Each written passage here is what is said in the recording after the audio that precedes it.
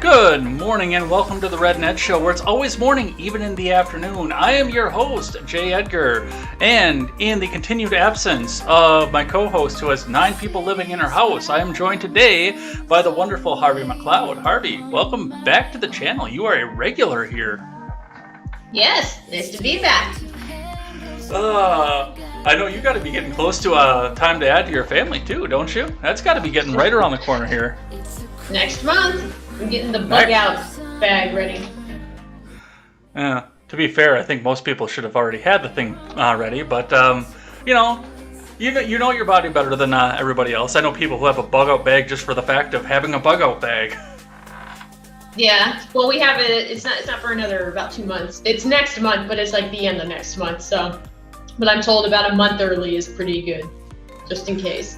Just in case something happens there, and sometimes stuff does happen there. But I know that you're getting excited for that. You're getting ready for that. I know we talked a little bit off mic before you got started, and anticipating that not being able to stream as much, which is fine. You know, family always comes first, so we know you're going to do what's best for you. I'll try my best.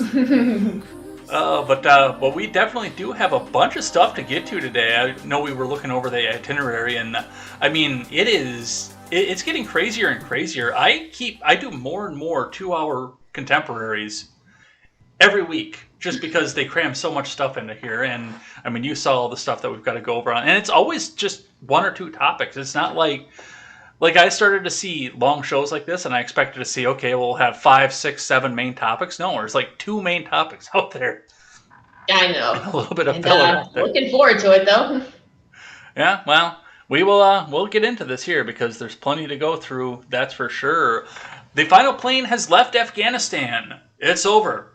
Or so we thought. So we'll talk just a bit about some of the things that have developed over the last week, including a little bit of stuff that is developing just today.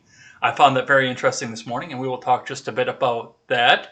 Plus an interesting concept of cultural differences, we could say, because some of this is happening in your state, and a lot of it's going to be happening in my state. I've found out that this is where they're sending the most of the refugees, so we'll talk just a bit about that.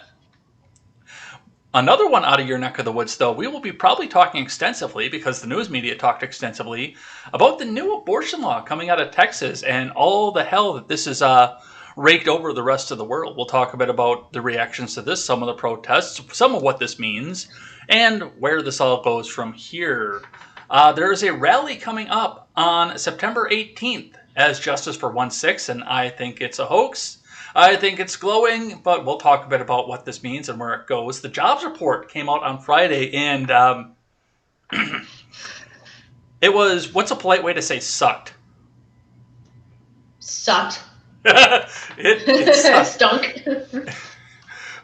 It came out about 500,000 under expectation, so we'll talk a bit about what that, plus what the labor market looks like now that unemployment benefits end today. Plus, as always, there's a little bit of COVID news to talk about. The Department of Education has opened up civil rights investigations into various schools that won't enforce mask mandates, so we'll talk a bit about that. Plus, the arguments over the I word that we can't say on YouTube because they'll throw us off for that for misinformation. Plus, I got a little bit of surprise stupidity at the end. It was an entertaining one, that's for sure. And I'm hoping that you didn't see it on Contemporary already, because I want to see your face when you get surprised by it. I think it's going to be hilarious. It is going to be all of this and more over on the Red Net Show. Thanks for checking us out over on YouTube, DLive, Twitch, Periscope, or not Periscope, Trovo, and Facebook. I said Periscope for so long, but it's Trovo, because Periscope is done, but we are over on Trovo and Facebook as well. You can go check us out on any of those channels. You can pick us up anywhere from the stream, or if you can't catch us live, just catching us now. Want to catch us on the go, you can find us on either YouTube or BitChute.com. Those are linked in the description, or you can find us on the go over on Apple, Stitcher, Google Play, and Spotify. You can find us on all those platforms as well, and any place you get your podcast, you can take us back on the go. So, we've got some stuff to get into today, but before we do any of that, why don't you tell the audience, even though you're a veteran here, we still have some new viewers all the time, a little bit about yourself. Well, I am 30 years old. My name is Harvey McCloud. I live in Dallas, Texas. I've lived in California, and I've lived in North and South, and I've lived in Las Vegas, Nevada, and I've recently moved back to Dallas. And I work in business immigration. And I guess you could say, as far as political leanings, I'm probably a moderate right conservative. So if you're wondering where my political affiliations lie, it's probably around there. But lately, it seems to have been getting muddled by just about everybody. So I don't think anybody should say their political affiliations anymore, because it doesn't seem to mean anything nowadays. Well, I can definitely say you're probably to the right of me at this point, Mm-hmm. which is not really hard because my political affiliation is leave me alone. Mm-hmm. But yeah, and then you do, as we mentioned in the beginning of this, you do gaming as well sometimes when you get a chance Yes. to. Yes, right now it's just I've been playing Stardew Valley, which isn't very hardcore. It's just really addictive. But I do play just about everything. I play my Zelda, but I play Resident Evil, and I play my Fallout. I really enjoy Fallout. So might try what's the game, Skyrim, since you can buy it in so many different platforms. So why not? Yeah. Yeah, I'm thinking about grabbing one of the Elder Scrolls games myself here in the near future, but I'm streaming Fallout 3 and I'm playing Fallout 4, so who has the time? Plus, the work all Mm-hmm. the time thing. Yeah, that pesky work thing. But my maternity leave starts next month, so mid next month. I took some PTO for the week before, just in case something happens earlier. So we'll see. Indeed, we will see. Are you ready to get into the news? Let's get into it. All right, we got a little bit of lightning round to start off here. Just some quick hitters. As always, some catch up, some updates, and some stuff that didn't really fit anywhere else. Starting breaking today, reading from CNN. Guinean military officer says President Alpha Conde arrested as an apparent coup unfolds. So the African country, the Western African country of Guinea, is in the middle of a political coup. Just as we're getting out Mm-hmm. of Afghanistan, interestingly enough, and we're already hearing some talk about what the U.S. needs to do and what our responsibility is to this, both to denounce the military government of this and to talk about what's going on over there and possibly intervention. Did you see anything about this? This is like breaking this morning. So did you see Yeah, anything no, about I this? haven't. I haven't heard anything about that. But are we going to stick our fingers in another pie? I guess. I don't know. It's the military that's doing it, which the U.S. has a very, very good track record of going in and sticking their fingers in the pie when it's the military involved.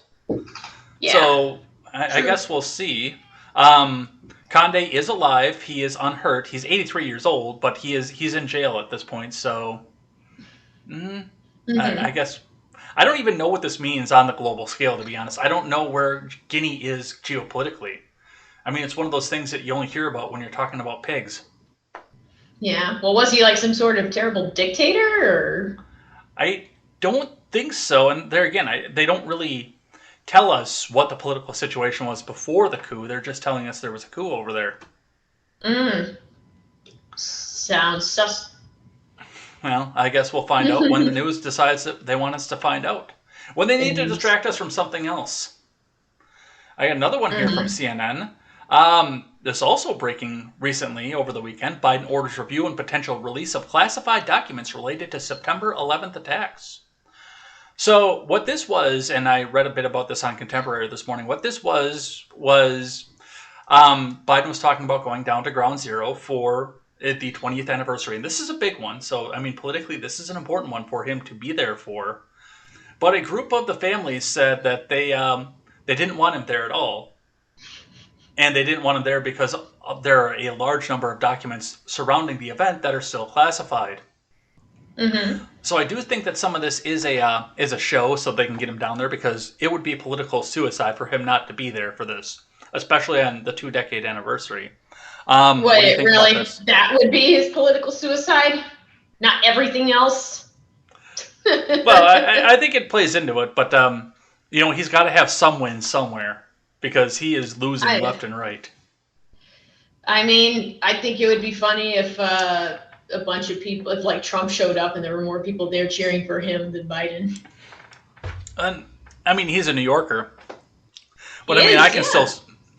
I can still see a situation where he goes down to ground zero over there where everything is. And I don't know what it looks like there because I've never been there. Mm-hmm. But I can see him walking up to the site and looking up and says, "This neighborhood has changed and everything. Man, back in my day, there were towers here. I remember them clearly, clear as day." Man, I got to see this. I guess. Yeah. I could see him doing something like that. I could definitely see him doing something like that. Well, wouldn't it be great if he goes and then he gets booed for it? That'd be great. I mean, I know George Bush ain't going anywhere near that thing.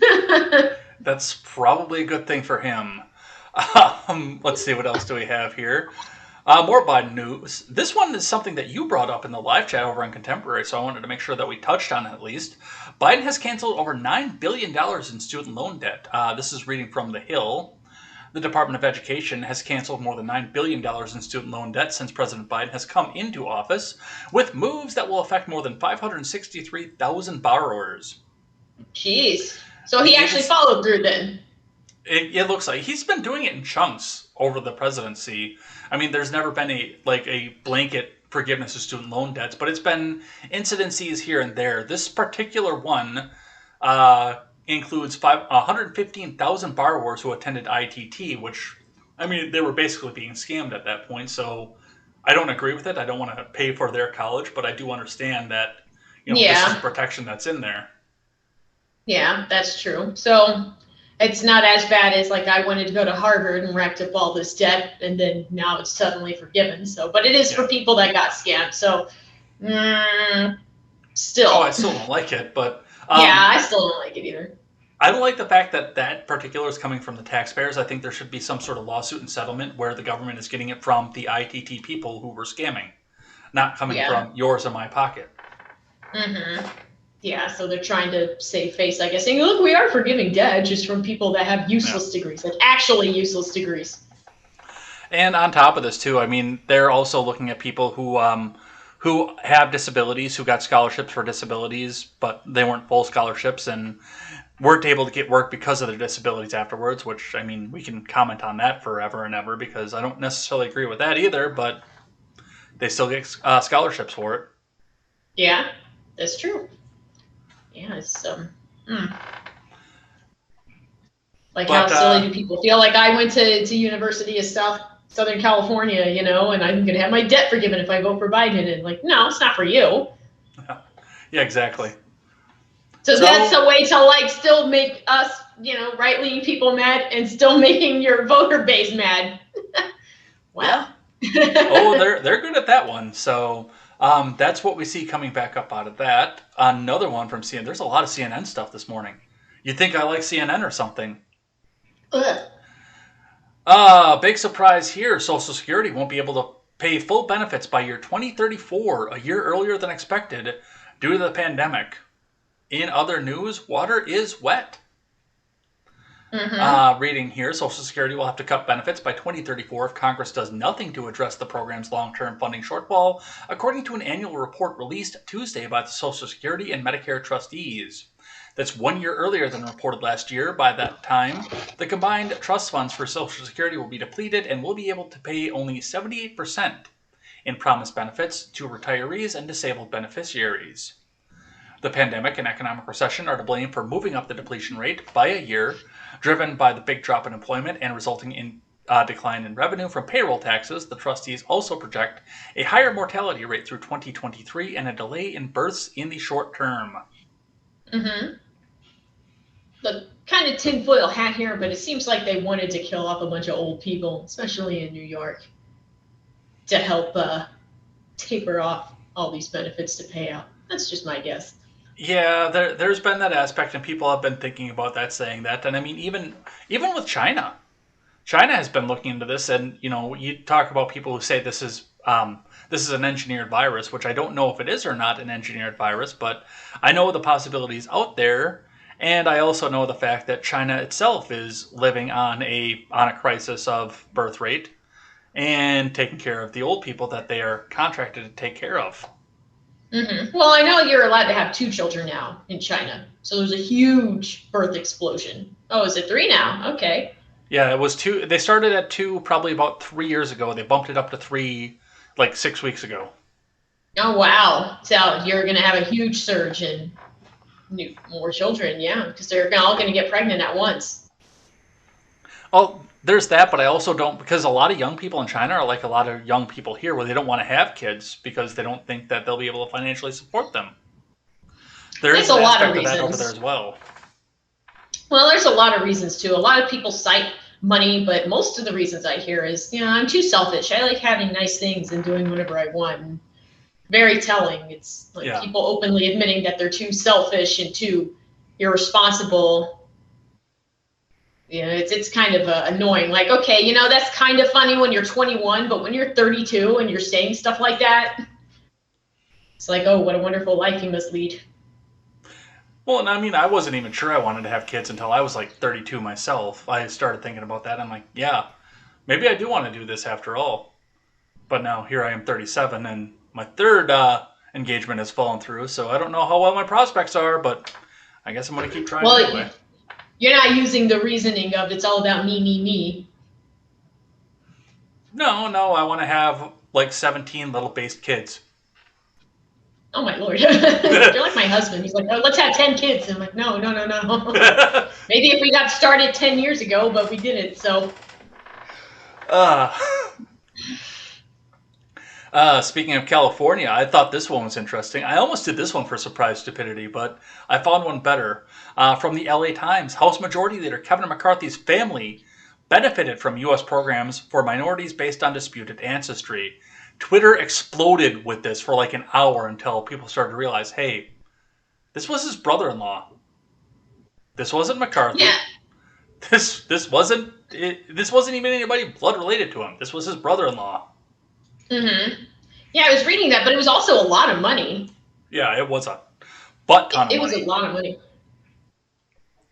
A company owned by House Majority Leader Kevin McCarthy's in-laws won more than $7 million in a no-bid and other federal contracts at U.S. military installations, which no-bid contract, that's your first problem right there.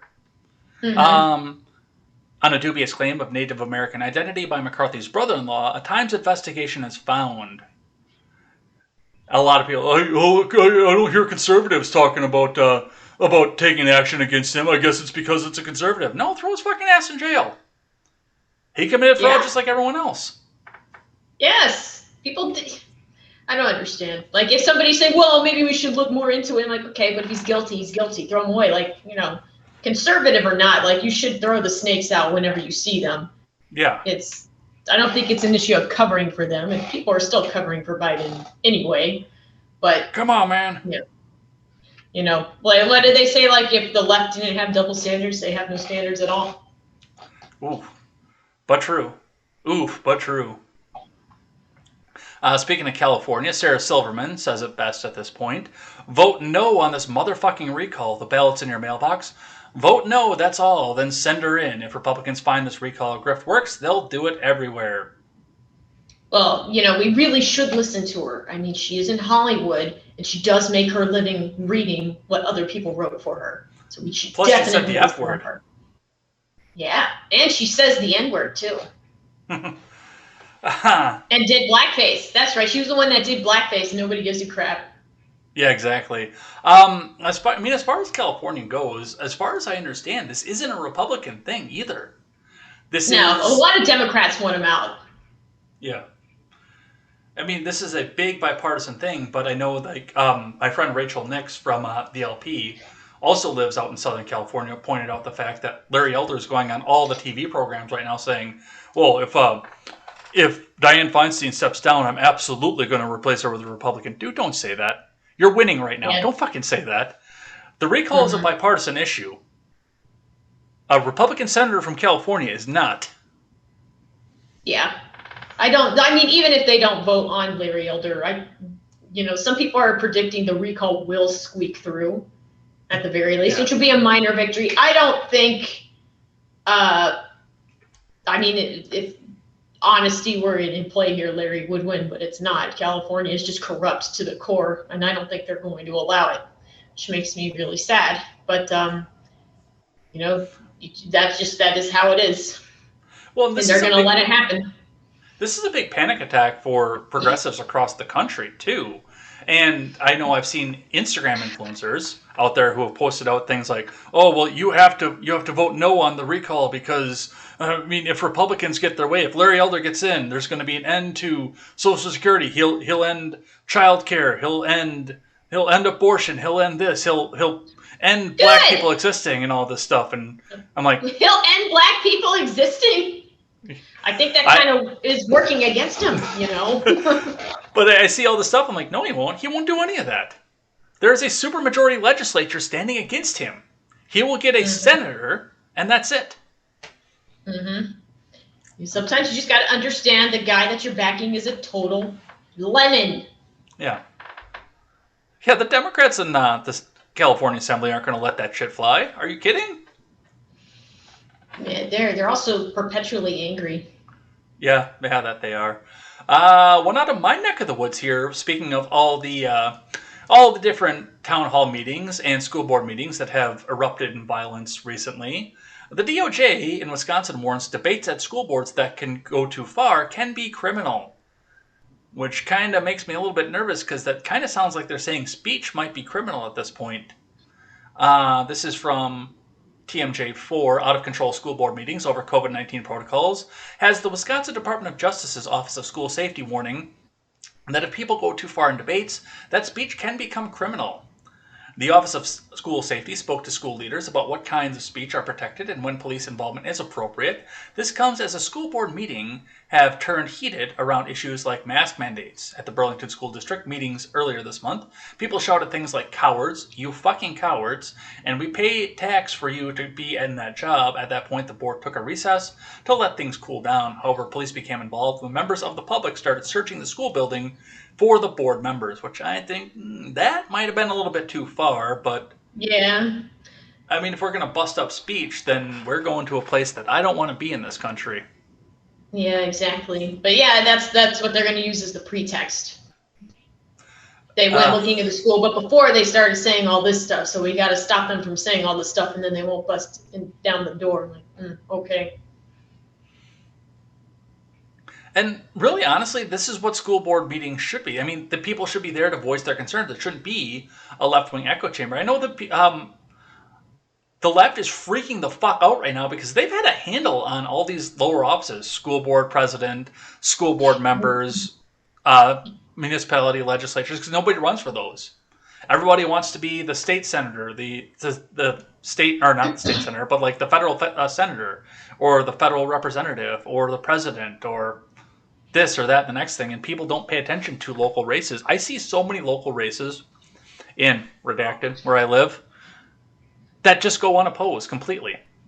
Yeah, and I heard Styx made a video about it, didn't he? About how there's like a lot of more conservative-leaning people running for these local offices. Yeah, which is good. And it's making them freak out. Yeah, it's making them freak out. I'm like, good. Yeah, because some of these people didn't have to have a platform. All they had to do was come out and say, okay, I'm running for this office. Okay, congratulations, you have no opponent. Yeah, exactly.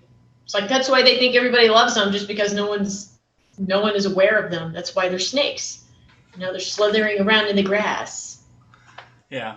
Our friends in New York will remember that Hurricane Ida ran its last course going up through the city of New York. ABC 7 reported on Thursday, Ida may be gone, but residual floods risk remain. Forecasters warn.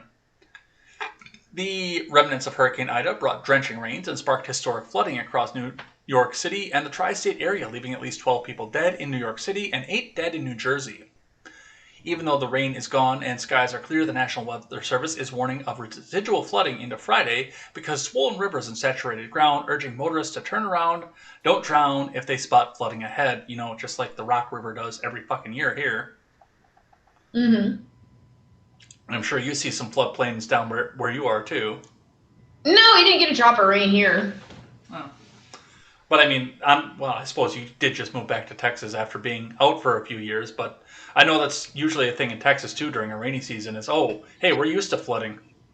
Sometimes, yeah, it depends on where you live, but some houses are in a lower elevation, so yeah, that is something they have to deal with. So flood insurance is real.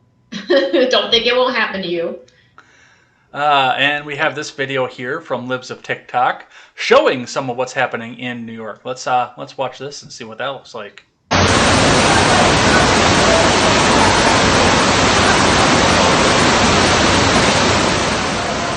Let's dial that back a little bit.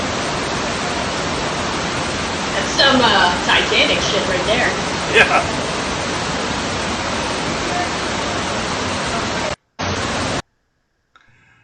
Imagine riding the subway after seeing something like that. It'd be an underwater submarine simulator. But not a yellow one, unfortunately. Daniel Rantaria comments, when New York City subways flood, where do the rats go? Now they go to, I don't know. I forgot what that movie's called with the rats on the little boat. The old Doug Bluth movie. An American Tale. Oh, I have seen that movie. It's just been a very, very long time. Hey, that's a 6th movie. Hooray. All right, this one, given the fact that you stream video games, this is also actually one that I got from you, oddly enough, from The Verge. After weeks of hate raids, Twitch streamers are taking a day off in protest. So, on September 1st, Twitch streamers supposedly weren't going to go and stream that day. According to The Verge, on Wednesday, September 1st, a number of channels on Twitch will go dark as streamers participate in a #DayOffTwitch, a walkout designed to bring attention to the ongoing hate and harassment that's plagued the platform for the last several weeks. Created by Twitch streamers Shiny Pen, Lucia Everblack, and Wreck-It Raven, the walkout aims to bring greater awareness to the problems of creators are suffering on Twitch.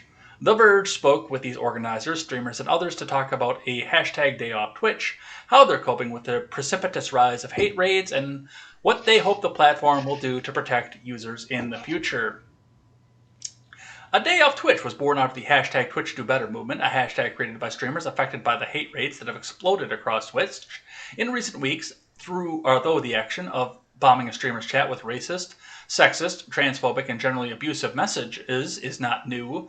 The phenomenon has seen a dramatic increase thanks to users employing bots to overwhelm chats with hundreds of automatically generated messages, which, by the way, is against Twitch's TOS. In response to what they thought was Twitch's slow response to the abuse, streamer Wreck-It Raven created the #TwitchDoBetter hashtag to urge the Amazon-owned streaming platform to deploy better tools to stem the tide of harassment. Mm-hmm. And all I said was more bandwidth for me. Yeah, a lot of people still streamed. I did. They still streamed. Yeah, I don't think I streamed that day, but I was watching people streaming that day. I don't think that's going to work. You know, if they really want to send a message like Twitch do better, they got to not stream for like a month because that's going to really hit them in their revenue. But that hits the streamer in their revenue. Yeah, that hits the streamer in their revenue. One day isn't going to affect anything. That's like saying nobody buy gasoline for one day. They'll stick it to the gas companies. Like, no, it won't. You're all just going to go buy it the next day. Doesn't do shit. Yeah, exactly. And I mean, it's the same thing when we go back and look at various different, there was a recent one. What the fuck was it? Which grocery store chain was it? It wasn't Publix. It was the other, Kroger. They did a boycott Kroger event because Kroger invited, God, I can't think of her name, Elaine Chow, to go be on their board, the wife of Mitch McConnell. Oh, yeah. Which owns like Pick and Save around here and like a ton of other grocery stores around the country. And I looked at this and I said, yeah, you'll get your social media points for not going there for like a week. Then you'll get the flyer and say, oh, wow, Campbell's soup is 10 cents off. Oh, I'm going to Pick and Save. Yeah, exactly. Like boycotts are not generally effective if you do them for such a short period of time. I remember, like, this was back when I was living in Las Vegas, like, somebody uncovered, like, the donations that In-N-Out did. And, like, some of them were for conservative groups. And they're like, boycott In-N-Out. Look what they're doing. Look where their money is going. How dare they? And then I told my husband about it. And he goes, you want to go to In-N-Out for lunch? Yeah. So he went to In-N-Out for lunch. Line all the way around the parking lot, like always, and we went in there and we're like, how's the boycotts going? And he goes, they're going great. Yeah, they're going great. It was so great. Yeah, it's the same thing. Like, I couldn't believe they put a Chick-fil-A in progressive Madison, Wisconsin. They did that probably about 4 years ago. Mm-hmm. And for the progressive place that hates the Lord's chicken, there are lines around Chick-fil-A going for 4 blocks constantly. Constantly. Mm-hmm. Yeah. How's that boycott Chick-fil-A's going okay. for you? Except I think In-N-Out's actually more religious than Chick-fil-A is. I've never got to experience. Maybe I'm thinking on coming down that direction later on this year. I'm either going to go down south, go west, or maybe go see my friend Sewell in southern Texas.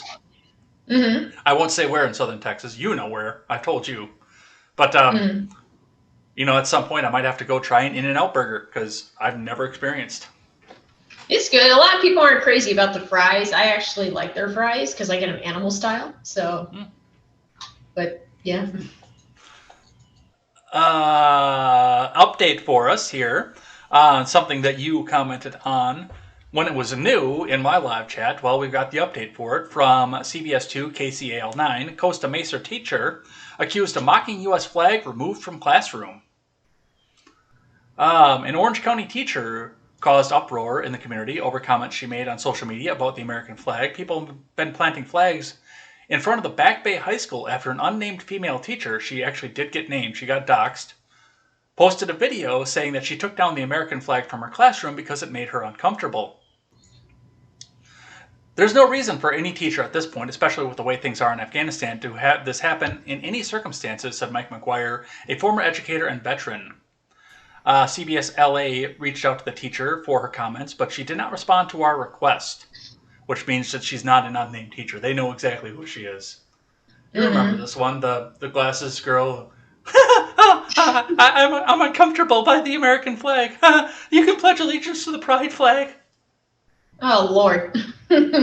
Yeah, the flag makes her uncomfortable. She lives in a country where she's not going to get stoned to death for saying that.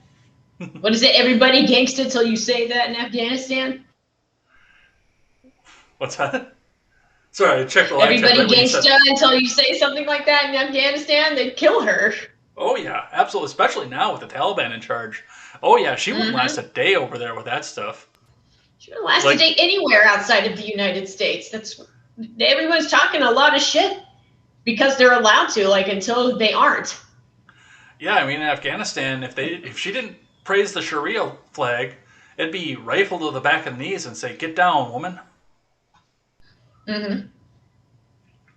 But there was another one, because Libs at TikTok, that has been a great source of information and entertainment, too. And, you being happily married here, I'd love to hear your thoughts on this one. So let's have a listen to what this lady had to say. This is probably going to piss off a lot of people. But a relationship between a man and a woman is inherently unequal. And that goes for any relationship where someone is deciding to date their oppressor. Just like all white people have racism brainwashed into them, all males have misogyny brainwashed into them. And any male who claims not to be a misogynist is a misogynist. Because a self-aware man knows that he has it brainwashed into him. And any time that a woman decides to be in a relationship with a man, she's making a sacrifice and a commitment knowing that she's dating her oppressor. Almost all women have sexual trauma and emotional abuse trauma, literally just from society. And she's taking a risk in being with you and making a commitment to help you undo your brainwashing. Now, of course, I'm not saying that people shouldn't date the opposite gender, but a lack of awareness can cause problems. All right, well, do you want to go first? You by want to her go own first, logic, married one? Well, no, by her own logic, she's white, so she's racist, so I'm not going to listen to anything she has to say. Your opinion doesn't matter to me, lady. You're white. You just said white people are inherently racist. So why would I want to listen to you racist bee? It's okay. I mean, I'm sure all of her boyfriends lining up to date her are feeding her ego. This is a girl who couldn't get a date. That's what I think. I mean, she's pretty enough. I'm not going to lie about that, but, I mean, she's absolutely fucking batshit. I would probably ask her out, honestly. I'm not going to lie, but I don't know that I would ask her out a second time. Well, the people that think that way, the ladies that, or men, they think that way. The person that they're with has to constantly validate them and remind them, yes, you're right, you're my queen, I live to serve you. So she's also a slave pusher, so another point against her. All right, a little bit of budget news, and you were there for the big budget stream again, by the way. Thank you again for that.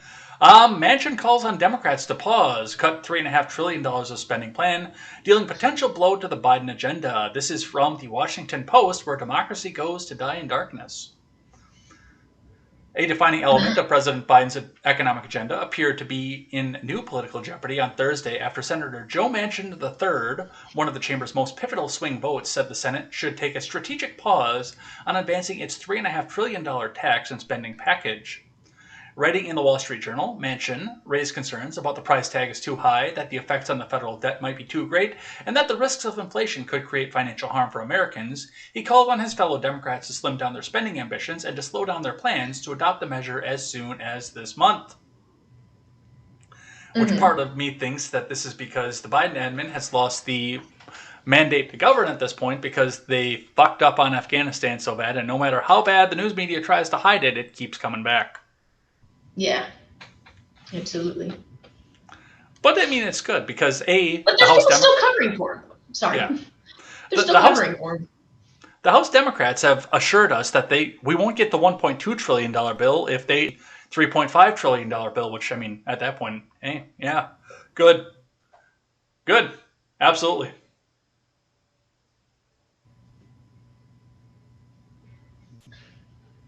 Are we back? That was a long pause on my internet. Holy cow. Yeah, you're back. You're good. That's the longest one I've seen for a while. Spectrum! Spectrum! So what did you say one more time? All right, so going back onto that full rant, because I did a full rant on that just a second ago. One of the things is that the House has sworn that we won't get the $1.2 trillion or not the stimulus, but the infrastructure plan if we don't get the $3.5 trillion spending plan as well, which, I mean, at that point, I'm a happy fucking guy. Mm-hmm. I didn't want the CARES Act. So that's basically what he's saying then, like, let's not talk about this $3.5 trillion so we figure out what the hell we're going to do with it, or... No, he's saying it's going to cost too much. It's going to inflate the currency out of fucking bounds, and we shouldn't be doing this right now. Well, it's already getting inflated. It's already pretty bad. Like did I tell you I got a raise the other day? No, you did not. I got a raise the other day, just like out of nowhere. And like, oh, by the way, we just want to let you know how much we appreciate you and all of your hard work. Like, thanks. And then I realized, oh wait, it's just to account for inflation, because they made it clear like it's not part of your annual bonus or annual raise. This is just another raise. And I'm like, okay, that's why I got a raise. It's to account for all the inflation. And I'm like, oh, that sucks. Let's see, what else do we have here? From U.S. News, experts call for rigorous audit to protect California recall. Let's see what they have to say with this. So, I mean, that's funny to me in and of itself. Audits are racist. Audits are bad. But we have to make sure we audit the California election, too. You can audit all the ballots getting sent out of state? Yeah, exactly. Well, that's always the question for me, too, is, you know, when the recall happened, when they signed the petitions for it, there was a rigorous signature match for this. I'm like, okay, why can't we do this in Georgia now, too? Oh, wait, because you want to win Georgia. Desperately. Mm-hmm. Mm-hmm. And you knew that all the California recall signatures were going to be under a microscope. Oh, this loop on this L is a little bit too narrow. This must be forged. Throw it out. Mm-hmm. It's the hypocrisy. It's astounding. I wonder if how the audits in Arizona are going. We don't hear much about that either. They are stalled right now because one of the Cyber Ninjas guys got COVID. How convenient. Like 2 days before they were about to present everything to the Senate. How convenient. Oh, the Senate, that's controlled by the Dems. Okay. In Arizona? Are you kidding? No, I thought you meant like in Congress. No, the Arizona Senate. I'm sorry. I should have said that. Oh, okay. Sorry. So, I guess we will see what happens with the California recall. And the last one I have, then we'll check live chat for these guys, because it looks like people are asking about it. Truthway, first time I've seen that name in here, is asking about it as well. Well, once again, this will tickle our mutual interest for video games here. From Reuters, 3 hours a week, playtime's over for China's young video gamers. From Brenda Go.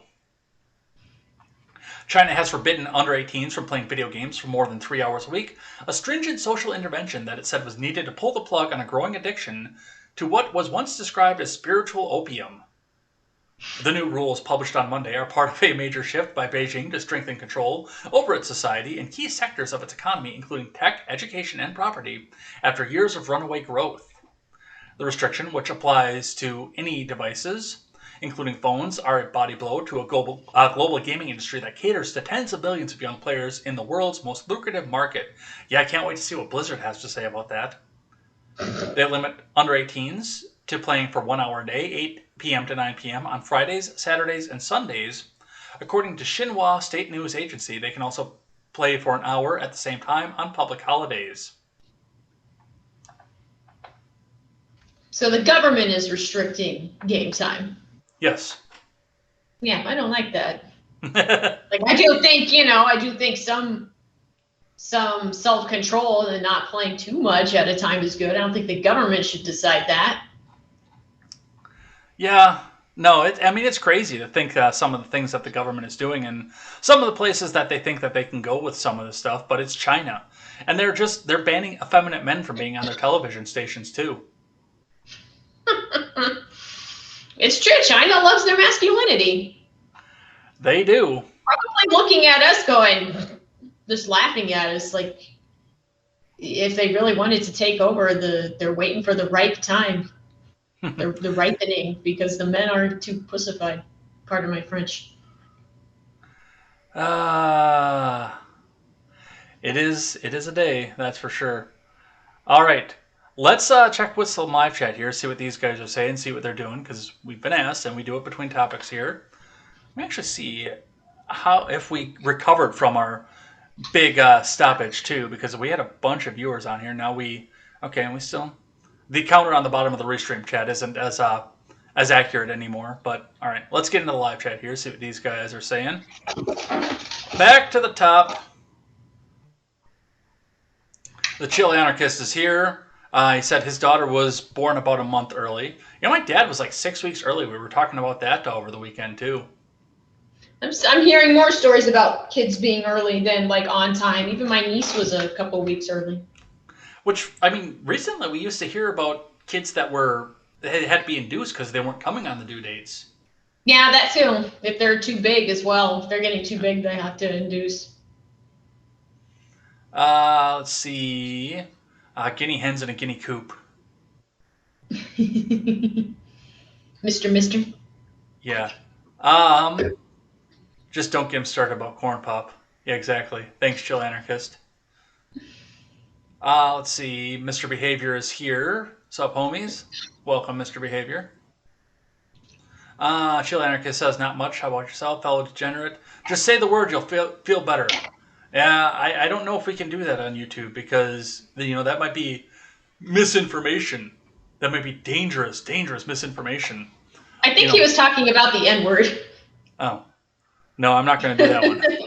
Yeah, we can't do that, Mister. Mr. Behavior can do that. We can't. Yeah, I know, right? Apparently, the Chill Anarchist liked the big burn that you had for Silverman. That's Hollywood in general. Like, all the people that are shilling for Biden are people literally paid to read other people's script. Truthway wants to know if this is live. This is indeed live. That is correct. We are live at 5:30, but we do check chats only between topics. Apparently, he didn't know that Elaine Chow was on the board of Kroger. Chill Anarchist says boycotts don't work anymore.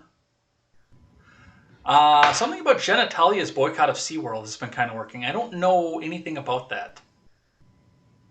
You guys get in. Yeah, I don't know about any of that. I didn't know. I didn't think SeaWorld was even a thing really anymore. I want to see what this is. Because they don't keep whales anymore, do they? Because now they're just aquariums. They're glorified aquariums. I don't know. I've never been to SeaWorld, so I have no idea. I was years ago, in the early 90s. Apparently there's something about a boycott there, but it's just a bunch of interviews and LinkedIn profiles. So I'm not sure. I guess we'll have to find out on a later date. All right. Behavior says Chick-fil-A for chicken, In-N-Out for burgers. I've never experienced In-N-Out, so I don't know. RRC says Checker has the best fries of any fast food place. Chick-fil-A runs a close second. I'm not a big potato eater, so I don't really have an opinion on fries. I mean, fries are always secondary to me. I don't think too much on the fries. Like, I'm not picky. So I was like, okay, fries, and I'll eat them. They're all fried potatoes. Yeah. You know? It's not really something I think too much about. The sort of battered fries. I'm trying to think who has a battered fry like that. That would be fast food. I know a bunch of local places that have it, but it's more of a batter fry than just like a French fry. So they got kind of the bulky around them. I like those. I like those a lot. I can't say I've tried that. Like when I go to Jack in the Box, I get their fried poppers instead of French fries. So fries. Truthway says they should watch the SeaWorld clip on stream. I don't know if they reach out, but Natalia is. It's loading. It's buttering. Oh, that one didn't last as long as it did before. They should check out the SeaWorld clip on stream. I don't know if they read the chat, but check out Natalia, please. I googled it and I don't see anything about it, but I'll look into it a little bit more after the stream. RRC podcast says, "Well, this girl will be dying alone." The Chili Anarchist says, "I'm aware that she's not going to reproduce ever." Her cats will eat her. ROC says, even some of the cute ones are totally unbangable. I went to high school with a few of those. Yeah, like I said, I mean, she was cute enough. I would ask her, if I didn't know anything about that video, I'd ask her out. But yeah, we wouldn't get to a second date, I can tell you that. There is such a thing as being ugly on the inside, making you ugly on the outside. Yeah. Let's see. Nephilim Ninja is here. Hi, J. Edgar. Hope you are well. Thank you. Apparently, we get a pass. Oh, jeez. Free Willy, huh? Well, if you have one of those, then the next month for you is going to be hell. I'm sorry. All right, we will do the Jen Psaki and circle back for more of this after we talk a little bit about Afghanistan. So, as of this point, the final plane has left Afghanistan. Or so we have thought. The military mission has ended. It ended at midnight local time for Kabul on the morning of August 31st. So they had a full 24 hours to go and do more operations. But the last military planes left. The last troops are out. And the mission is officially over for Afghanistan. So, I mean, I don't know if everybody's going to be relieved by this. I don't know if everybody thinks this, but there's still some shit going on over there. So Biden has officially at several points come out and said that we have struck high-profile targets, high-importance targets, which I guess means that you blew up an empty car and killed a bunch of kids. We talked about that last week. Or an empty building. Yikes. That's another one that I think happened. I don't think this was actually a strike. I think this was we hit an empty building so we could say that we did something. But there's still some stuff going on with this, including breaking again over the weekend. The Taliban has been stopping planes with hundreds of evacuees from leaving, but it's unclear why. So over the weekend, some private companies have come in order to land over the airstrips and get more evacuees out, because there are people that are still calling and texting over to the U.S. saying, we need to get out of here. Somebody help us. Somebody do something. Several private charters, several airlines have, I believe, chartered them over. But for the most part, it's been amateur. Private pilots have been going over there to go pick up evacuees, and they are stopped on the runway right now. Now, there's a bit of an argument in the mainstream media right now because, like, CNBC is trying to tell us it's the Taliban that stopped them. It's the Taliban that's frozen everything and locked everything down the runway. But others, including those on the ground, are saying that it's the State Department that's doing so. The State Department won't give them clearance to take off because they can't get clearance to land in Qatar, which raises a lot of questions for me, because now I have to sit back and wonder, is there a narrative there that they're trying to keep, and do they want to keep the narrative of these people wanted to stay there, that's why we didn't evacuate them? Mm-hmm. What do you think about this so far? Well, first, my question is, which planes was the last one to leave? What, does that mean the rest of them are still there? The rest of our planes are still there being used by them? Well, I mean, the helicopters and the drones are still there. Mm-hmm. Yeah, I think can't really comment on it right now because this is new information. So we'll have to see like who's really not letting them leave. Yeah. Because I believe either, the Taliban won't let them leave or our own government's not going to let them leave. Both of them seem extremely plausible to me. Well, honestly, I would be very surprised to find out that the Taliban was the one that wasn't letting them leave. Mm-hmm. Because I guess if it was me, first off, they let them land. Mm-hmm. I don't know what the logic would be behind letting the planes land, but second off, they've been trying for the last 2 weeks, 3 weeks at this point to come out and say, okay, everybody out. Yeah. Get the fuck out of my country. Hostages, maybe? Go away. Hostages? That's my guess. But maybe, they know but the I don't. United States doesn't care about them. Probably wouldn't care. So, yeah, I don't know if this is, or I know this is true, obviously, but I don't know which direction this goes. If this is the State Department, if this is the Taliban. So we'll be definitely watching for more of that, but it's a little bit frustrating off of here, for sure. I do want to talk a bit about, because I know we've already broken the promise to stay until all the Americans are evacuated, some of what's been happening over here first. That's where I want to start with this. First and foremost, I actually want to play this little bit of an audio clip from a Gold Star mother, because they're all pissed at Biden right now because he was checking his watch. But this clip from a Gold Star mother, and I don't have video for this, I just have audio, kind of sums up everything that we've been hearing about the military members who lost children in this last terrorist attack. Let's listen. I'm going to take this call. I'm going to start with calls here. Kathy, Colorado, you're on the Will Count Majority. Hello. Hey, my son was one of the Marines that died yesterday. And to listen to that. Sorry, I'm on the radio. No. Go ahead. My son was one of the Marines that died yesterday. 20 years and 6 months old. Getting ready to come home from frickin' Jordan to be with his wife to watch the birth of his son. And that feckless, dementia-ridden piece of crap just sent my son to die. I woke up at 4 o'clock this morning to Marines at my door telling me my son was dead. So, to have her on right before me and listen to that piece of crap talk about diplomatic crap with freaking Taliban terrorists who just freaking blew up my son and know nothing, to not say anything about, oh my God, I'm so sorry for the families. So my son is gone, and I just want all you Democrats who cheated in the election or who voted for him. There was no fraud. This was the most secure election ever. Biden's the most popular president in history. Honk, honk. Don't ban me, Susan, please. Legitimately, you just killed my son. With a dementia-ridden piece of crap who doesn't even know he's in the White House. He still thinks he's a senator. So, I'm going to try and calm down. I'm sorry. No, you. All right. So, what's your take on that? I wish everybody would hear that.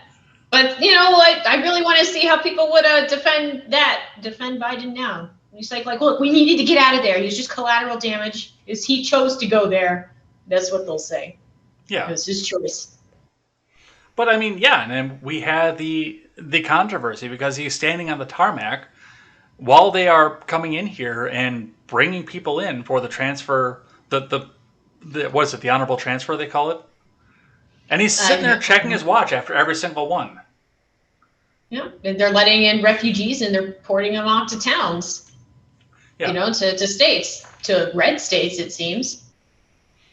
My state is more purple than red, but I do understand what you're saying. And that's the other thing I want to get in with that too, is because so it looks like there are currently 3,000 refugees being held at Fort McCoy here in Wisconsin.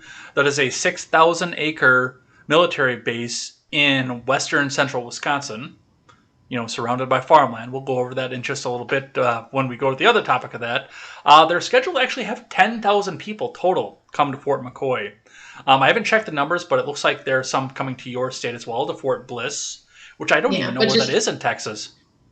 I don't know the exact place, but I have seen the conditions, and they're really bad in Fort Bliss. Like, it's really crappy. It's like they're just going to put him up in a really shitty building that's kind of borderline dilapidated. Let me look at this, actually. So it looks like this is out around El Paso, because it's right next to the El Paso International Airport. It looks like it's actually kind of a small base compared to McCoy. That surrounds, it goes over the backside of the airport, and it's next to the Lost Kingdom Water Park as well. But that's over towards New Mexico. Yeah, it's right under New Mexico. It's between New Mexico and Old Mexico. Mexico. So, I mean, at that point, that's probably not going to be very, very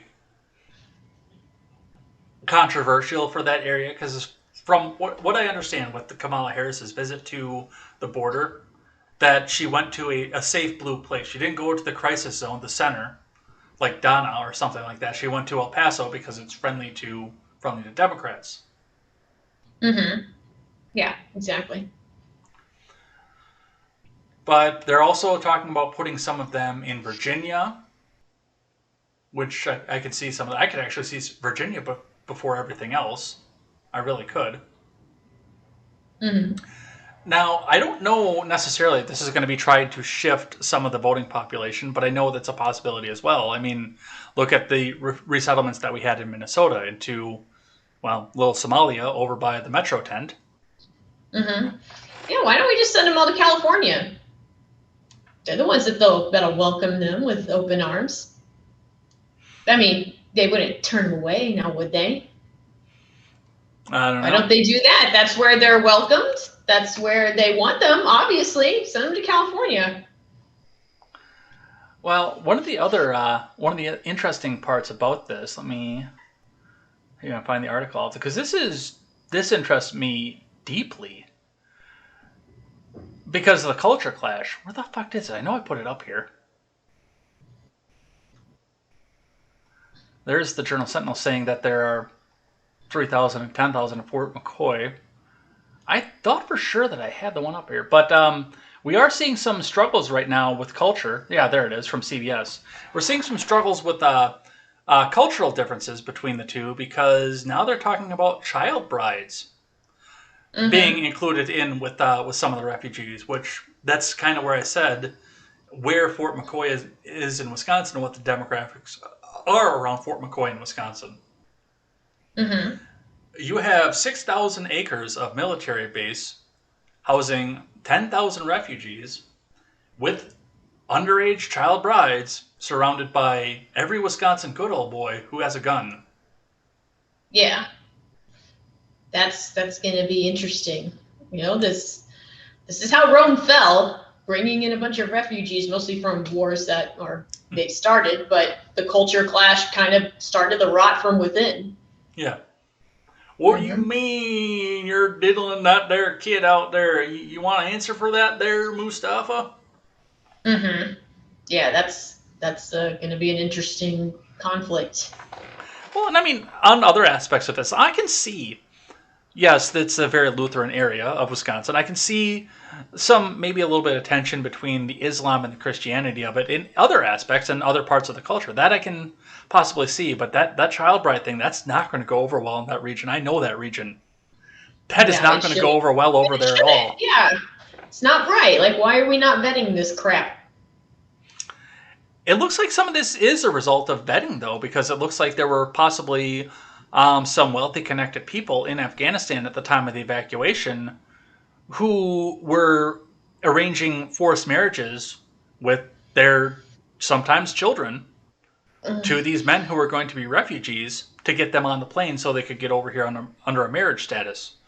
But there again, I don't know why this wasn't picked up in Qatar. I asked the question to Birkenhoff last week. Why are they coming here? We have a safe third country agreement, and we have a safe third country agreement with Qatar. Qatar would be much more friendly to their culture, too, because it's in the Middle East.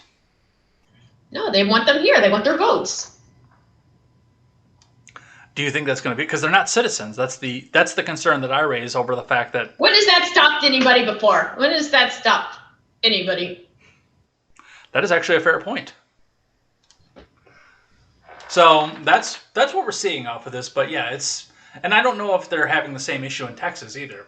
If they're having the child bride issue over there. And again, I don't know the demographics of El Paso, so I can't tell you if that would be an issue with some of the good old boys in that region. Well, it's a border town, so why don't you take a wild guess? That's fair. But so is Donna, and I think that they would take issue with that. See, we'll have to see how it develops. Why don't I just circle back to you on that? There is another GOP member that's actually MIA currently. Reading from the New Yorker. Let's see. Oklahoma's Representative Markwayne Mullen called the U.S. ambassador to Tajikistan on Monday, asking for help bringing a tremendous amount of cash from Tbilisi, Georgia, in order to travel to neighboring Afghanistan. They told him no. He went over there anyway, and now he is MIA. Nobody knows where the hell he is. Nobody's heard from him. Yikes. He was Hillaried. No, I'm kidding. As of Tuesday night, his exact whereabouts were unknown, though after the publication of the report, a spokesperson said he has been and is currently completely safe. The statement did not include clarification on his location. So according to the office, he's alive, but nobody's heard from him in several days. How long has he been missing? At this point, a week. A week? Yeah. It's concerning. But there again, he's another one of these people where, I mean, the State Department has failed the people over there, and he's stepping up and doing something, just like these pilots out there. They're stepping up and doing something. Man, I don't think it's looking too good for him, to be honest. Yeah, I don't know, and I don't know where this goes either. I know McConnell has come out and said that Biden won't be impeached over this, even if they get the Senate back. He won't get impeached over this. He won't get removed from office. I don't know what the deal is for that, but McConnell is taking that completely off the table. They won't have the trial if the House comes together and files an article of impeachment and gets it through on a simple vote. He won't take it up, which says more about Mitch McConnell than I think anything else at this point. But I mean, I think this hurts in the midterms on top of it too. If we're still looking at a legitimate midterm election, sure. Honk honk. All midterms are legitimate. Everything is it's secure now. You can't say anything about all this. Except in 2016, that was totally insecure. Yeah. All right. I have one more on this topic because, I mean, we've talked this to death over the past few weeks that I want to give a little white pill to people on. So, and this is coming to us from Fox News, nonprofit aiming to rescue dozens of military dogs from Afghanistan, report. So this is, and I put the link in on Contemporary. I don't know if I can do it now, but I put it in the chat there before. But Americans and Afghan allies were not the only ones left behind. There were dozens of military dogs that were also left behind, unfortunately. But it looks like Veteran Sheepdogs of America has a charity set up so you can donate money to them because they're doing whatever they can to try and get these dogs back out of there, back home, and into the arms of loving families. They're scrambling to cover an amount from $500,000 to $1.67 million. So, I mean, at that point, we'll see where that goes. I'm going to switch the scene up here. Let me grab their charity one more time. But I mean, you were in the live chat that day too. What are your thoughts on the fact that we left all these dogs over there? I mean, it's really sad. I think we should get the people out first, though. That's fair. But at least something is being done. It shows that there's still some compassion. Let me drop this link in the live chat for you guys. Oh, looks like we got a follow over there. They can see it, but I couldn't. Come on. Paste, damn it. But there's the link to Veteran Sheepdogs of America. Go and check them out. All right. And with that, unless you have something else you want to comment on Afghanistan, that's what I have there. No, not really. It was a disaster. People are saying it was all Trump's policy. That's why it went horribly wrong. People are always saying it's all Trump's fault. They say everything is all Trump's fault. If a stink bomb goes off in the middle of the White House, it's all Trump's fault. Yeah. Well, people are not realizing it was his plan, except it was implemented completely backwards. And two, they know that Biden's a weak leader. They know if they had tried something like that with Trump, the retaliation would have been swift. But they know Biden's not going to do anything, and he hasn't. So it's impossible. I don't think it's right to just say, no, it's Trump's plan. I'm like, okay, so what? All right, I gotta look. If it was such a bad plan, we wouldn't have gone forward with it. I gotta look over here for a sec because it looks like people are saying that we dropped the stream, but it looks like everything is up for me, which is weird. I know that I heard the glitch in my headphones that says that we might have dropped off for a second, but it looks like everything is still going. Everything is up. Of course, this has got to be the night that Spectrum is going to have all of its fun little problems. But we will continue going off of this. We'll check in with the live chat here, see what these guys are saying. Nephilim just says, we won. The Chill Anarchist, he's been the only one really talking here, so you guys get in there, keep talking. Says the drone war continues. Let's see. He says it thinks it might be the ISIS posing as Taliban. Possibility. Looks like I've got Willy Wag has followed us over here. Welcome, Willy Wag. The Chill Anarchist says rip stream. No, well, we're live. I've got everything up and going on my end. Yeah, I think we're good. All right, let's keep going. We got to talk about this abortion thing because this was an abortion on the news cycle. I can tell you that. All right, let's see. So this actually didn't start with the abortion argument. This started earlier on in the week with the other major piece of legislation that was coming through Texas. So from NBC Dallas-Fort Worth, NBC5, probably your local station if you watch NBC over there. Yes. Well, no, but that is where I live, yeah. Texas legislature sends sweeping GOP voting bill to governor. So the voting bill has passed. The escape of the Democrats is over. I don't know, and they weren't really detailed on how they got it past quorum. I don't know if everybody just came back because they were under threat of arrest or anything off of this, but the voting bill passed. Yeah. And it went up to the governor's desk. And, of course, Abbott went back and signed this. But the other major part of this week is this week on September, was it the 2nd? So Let me Thursday. look at this. Wednesday. It was Wednesday. So it was on the 1st. So on the 1st of the month, this month, a Texas abortion ban, a 6-week abortion ban, took effect in Texas. Now, this had been passed months prior. This passed, I believe, in May. But they had to go through and get all their ducks in a row, get all the websites set up, and get everything taken care of to go and get this actually to a point where it could function. On the 1st of the month, it took effect. The bill that passed, the law that's in effect at this point, it bans abortion after 6 weeks, after a fetal heartbeat can be detected, but there are no criminal penalties for any of this. What happens instead is that any private citizen can come out, and now I've looked through this bill and I believe it's the aggrieved party has to be the one that has the standing. But many other people are saying that it can be just anybody out there in the world can go and file the lawsuit. But to go by the language I saw in the bill, the aggrieved party can sue the woman who is having the abortion, the doctor who is performing the abortion, the nurses in the abortion clinic, even the person who drove the Uber to get the woman over to the abortion clinic for $10,000 each. Thus taking this out of the... it's not a government ban at this point. It's just it's a civil suit at this point, Yeah. which doesn't have apparently Roe versus Wade protections. Mm-hmm.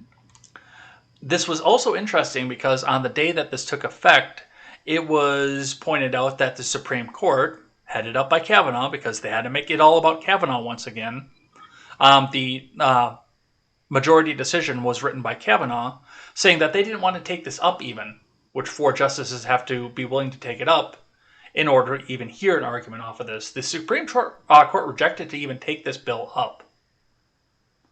Mm-hmm. So it is now passed. It is illegal by civil suit to perform an abortion in Texas after 6 weeks, which we'll talk about the argument of this because a lot of women are out there saying that you don't even know you're pregnant at 6 weeks. I did. Most found women out don't at know. 5 weeks. Most women don't know. How do you not know? You don't get your period. That's a 4-week cycle. How do you not know? You can take a pregnancy test up to a week before your missed period now. I don't think that's any excuse.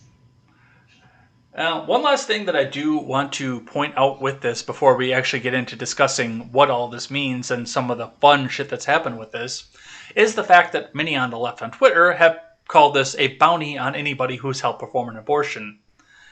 But especially given the fact that I've spent the last 2 weeks watching a TV program about bounty hunters, that's not how a bounty works. No, That's not how a bounty works. They You put have a to have gotten $10,000 arrested first. They put a $10,000 bounty on anybody who had an abortion. No. Because the government or an interested third party, which would be if somebody wanted to kill somebody who had an abortion, is not the one that's providing the money. The defendant would be the one that's providing the money. Mm-hmm. You should go back to school and learn how a bounty works. Yes. Well, for anybody that doesn't know how a bounty works, do you want to explain? It's really fast. I may or may not have had a family. You seem to know a little bit more than I do. You want to take it away? The way a bounty works, or the reason why they send a bounty hunter after you, is because, like, let's say you drive drunk and you get arrested, and your bail is posted for $1,000 or something, Mm-hmm. but you don't have $1,000. So you go to a bondsman, say, "Hey, bondsman, I have $100," and they will offer up the other $900 to post your bail. So bail, you get that money back when you show up for court. That's what bail is. That's why, rich people can pay it, because they get the money back. They can go without that money for a certain amount of time. So whenever your bail bondsman posts bail, you leave, you show back up to court, the bondsman keeps the full bail amount. So they keep your $100 and they get their return on their $900. That's how they make their money. So if you don't show up for your court, that means they're out the money. So they send a bounty hunter after you and drag your ass to court. That's how a bounty works. So I don't know what they mean by that. It's a bounty on all these people. You have to be arrested first. Yeah, and I mean, I look at some of the stuff too, and it's always the argument. And this was because I know Georgia tried to do a 6-week abortion ban, but I don't think that one held up in the courts. I know Mississippi tried to do this, and that's always the first conversation is, you don't even know you're pregnant at 6 weeks. Most women don't know this by that point. Typically, you know something's up. Yeah, I knew something was up, like, when I wasn't getting my period for like 4 days, but when I was supposed to get it. So that's 1 month. That's 4 weeks. Like, something's not right here. And that's when I took the test, and I didn't go to the doctor until that week after, because it was during the snowstorm. So it was 5 weeks. So I was 5 weeks along when I found out I was pregnant. Well, I mean, it's not just that, but you also have to think to yourself and understand somewhere in your head of, I stuck this there, and he did that while he had that stuck there, and I'm not using any protection. Yeah. Like, it seems where we're... I should be watching for this. Yeah, and they don't. They think, no, I should be able to just do this, like, get rid of this parasite, as they like to call them, instead of taking the responsibility from the get-go, because they think, oh, that safety net's there, I can always just do that. I got to ask you what your take is on that, because you currently have said parasite growing inside you right now. What is your take on the fact that they call it that? I think they're fools. That's not what it is at all. It's a baby. It is a person. It has its own DNA. It has its own proclivity to have certain personality traits. It can already hear my voice. I already hear my husband's voice. I mean, it's a person. It is not a virus. It is not a parasite. And children are not parasites. You know, people that are okay with that also say children suck. I hate them so much. They're just annoying little shits, not hearing their own voice. Like, oh yeah, they're the annoying ones. Yeah. Well, I can say that children can be annoying little shits too, but I know plenty. Go on, sorry. I have the nieces and nephews, and they can be annoying little shits, but I wouldn't trade them for the world. I would not want to be annoyed by anybody else other than those six. I know plenty of annoying adults too, you know, that are just as messy, that are just as selfish, that are just as whiny, that are just as annoying. But a kid will probably grow out of it. I will be annoyed every day of my life for the rest of my life, as long as it's by those 6 people. Yeah. So that's my take on it. I think that's a stupid argument. Okay, so because you think a child is a parasite, it's okay to just kill it from the womb. And they say it's barbaric to force a woman to have a child. I'm like, okay, but killing her unborn? That's more humane? What the hell is wrong with you? Well, one of the things that I continually talk about with this, one of the things that just continually comes to my mind about this, and we keep hearing of, I might not be able to get an abortion. I might not be. Have you tried not fucking if you don't want to have a child? Or that's just unrealistic. That's what they say. It's unrealistic. Okay, I should be able to have sex. I mean, they say it's illogical to be monogamous, and it's wrong to assume people should just not have sex. I'm like, look, I'm not even saying don't have sex. I'm saying don't open your legs for a loser, for a guy that you're not married to, and don't stick your dick in crazy, that you weren't with her long enough to know that she's crazy. Okay? How about you be a little more selective about your sexual partners if you're going to be doing such a serious act? Yeah. And I mean, when I get into that, to get to the serious act, I mean, I am the last person in the world to preach abstinence to anybody. I'm the last person in the world that should ever preach abstinence to anybody else in the world. But anybody where I've gone to taken actions during my proclivities that could cause a child has been somebody that I've either been with long term or at which point attempting to try to marry. Yeah, at the very least, or be on top of your contraceptives. Yeah. The two, I'm not going to give away their names, but 2 of my close friends that have had accidental pregnancies were because they didn't have their contraceptives. Like, oh, it's not going to happen. And it happened. It happened 3 times. Don't think it's not going to happen. Like, that's on you, okay? Like, you didn't want to go out and buy a box of condoms. That's on you. Have you seen any of the protests at all, by the way? I've seen a few, like, standing on the steps of the government building saying abortion is healthcare. Like, okay, for whom? Like, is healthcare like this? Wouldn't this fall under like elective healthcare though?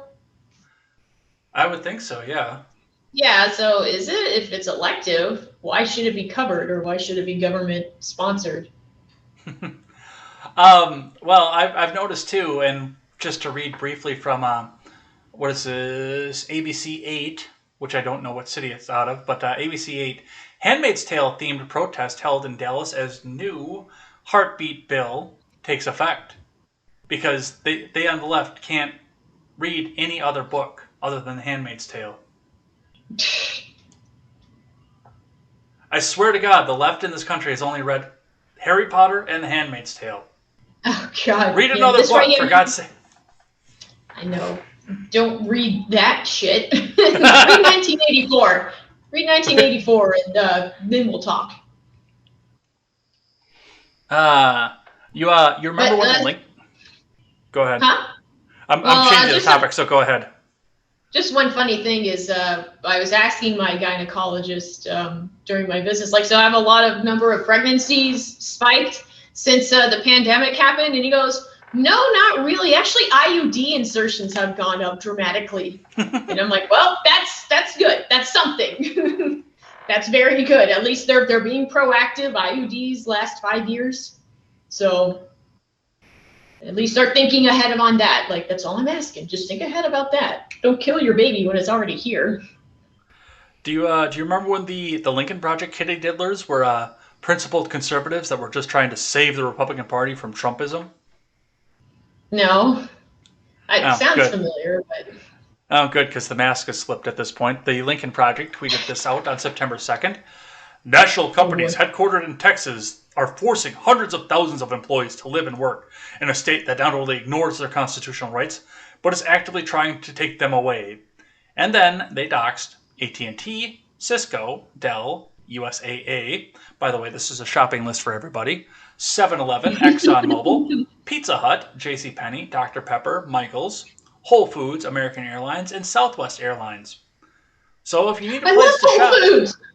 Yeah. And that's an Austin-based company.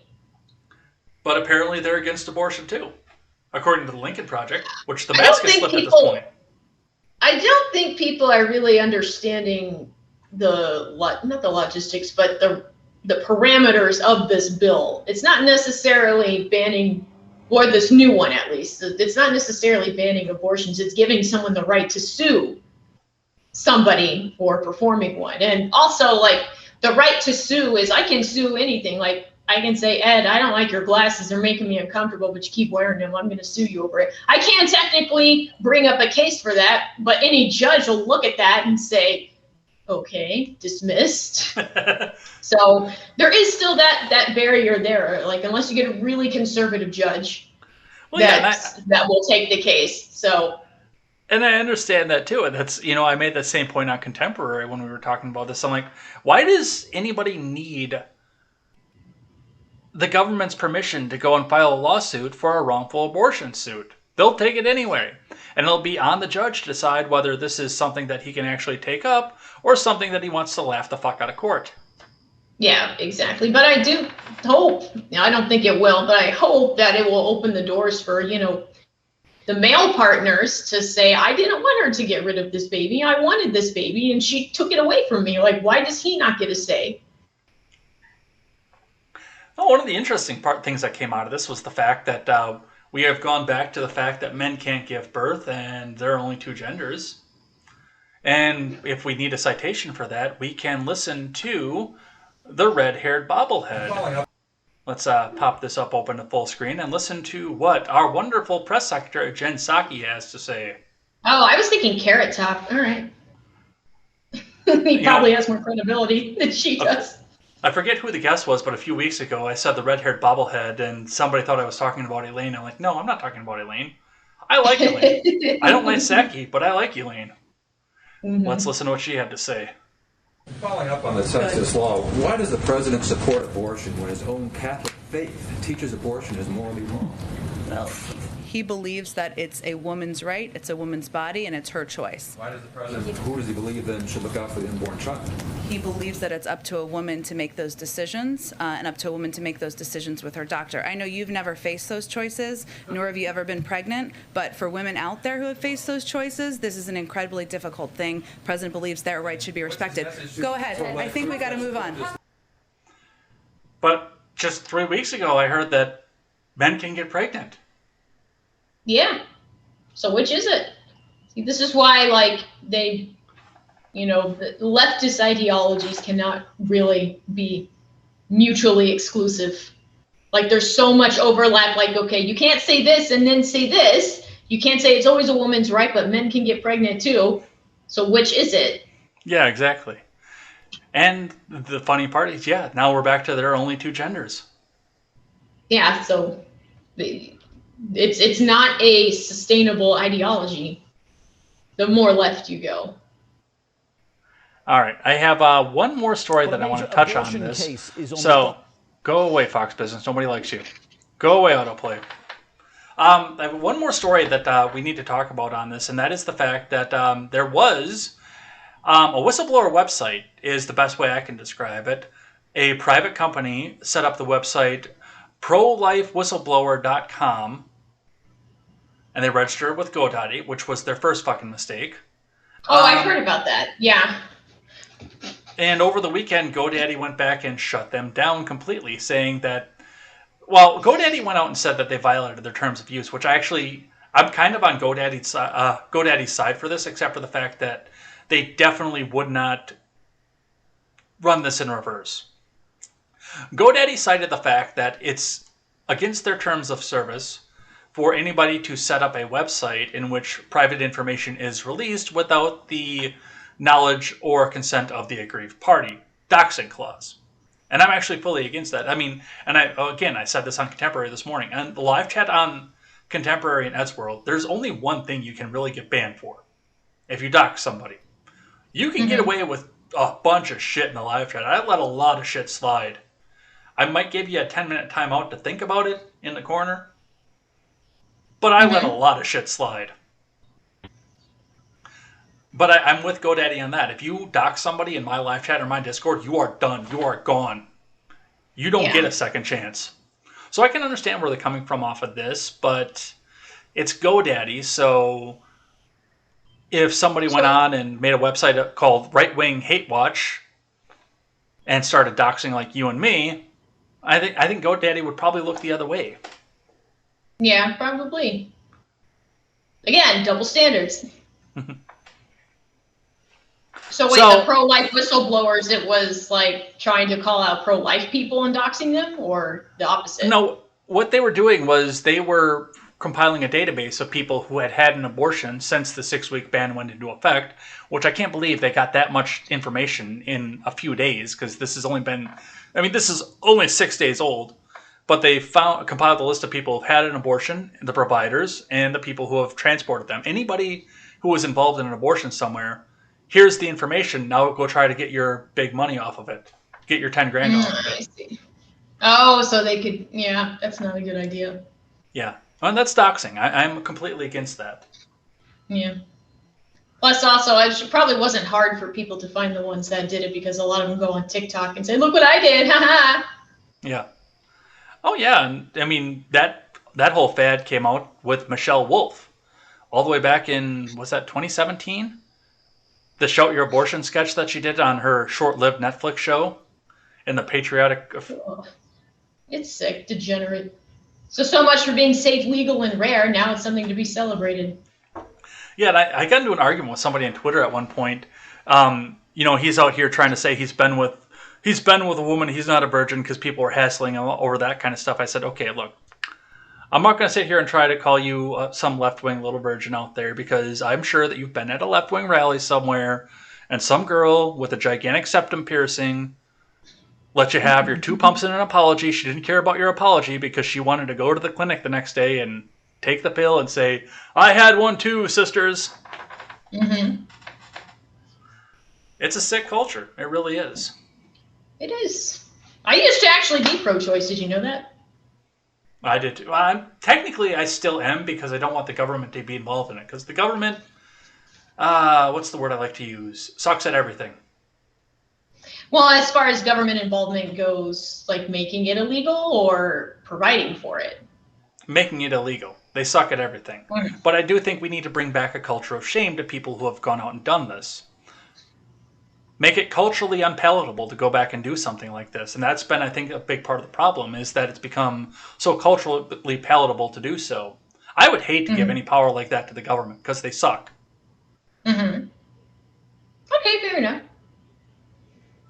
So technically I would still be pro-choice, but... From the moral standpoint, like we already have murder is illegal. But we also have, self-defense clauses. I just don't know how you can argue self-defense with an unborn baby. I don't know.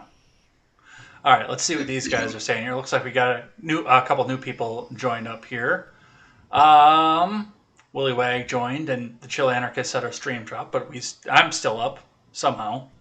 Our Bolt is here, evening all. Apparently the home pregnancy tests are good at 3 weeks. Arbolt says, do we kill the child for the mistake of the parents? No. No. Sins of the father, no. Even, it's probably a very controversial opinion, even in cases of rape. Yeah, I do understand the life of the mother aspect of that, because if a woman's going to Yes. go and eat her 45 because she's carrying her rapist child, we may need to do something about that. But I mean, I don't know what to do with that situation, honestly. Well, a lot of people use the argument, and it's completely understandable. They use the argument that, she'll have to be reminded of that every day while she is pregnant, and, she'll have to bear her attacker's child. But at the same time, like, getting rid of the child is not going to make that go away. You're not going to magically just forget about it and close the door on it, and now there's another victim involved here. Plus, adoption is a thing. Adoption is, I think there just needs to be a better support system over that. Mm-hmm. Just look at like the girl that was held in captivity in Cleveland. Like, she gave birth to her kidnapper's child, Mm-hmm. and she doesn't regret anything. She's like, she's mine. She's my child first. Yeah. Even though he's her father, but she's my child first. Yeah. Arvold says if we don't pick crazy, we would go extinct.